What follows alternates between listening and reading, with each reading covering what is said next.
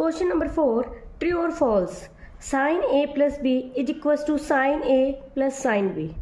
अब अपने को बताना है कि क्या sine A plus B is equal to sine A plus sine B ये इक्वल होते हैं कोई भी ए और बी अलग अलग एंगल्स के लिए।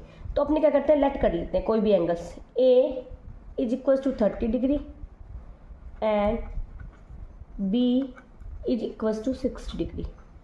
लेट कर लिया, A is equal to 30 degree and B is equal to 60 degree. Now let us consider LHS of the given expression.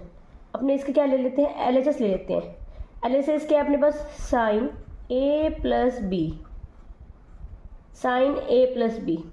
तो साइन एंगल पुट कर देते हैं, ए की वैल्यू कितनी है 30 degree plus 60 degree is equals to sine 30 degree plus 60 degree 90 degree.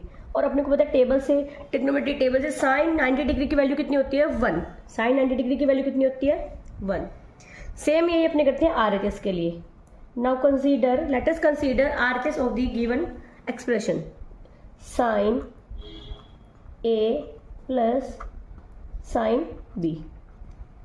Put करो इसमें भी वैल्यू, ए की वैल्यू 30 डिग्री, बी की वैल्यू 60 डिग्री।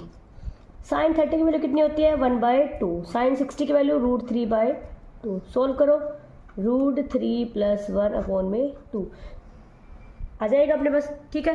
थस तो क्या होएगा कि जो LHS है वो नॉट इक्वल है RHS के। तो ये जो गिवन स्टेटमेंट होगी वो क्या हो जाएगी, द गिवन स्टेटमेंट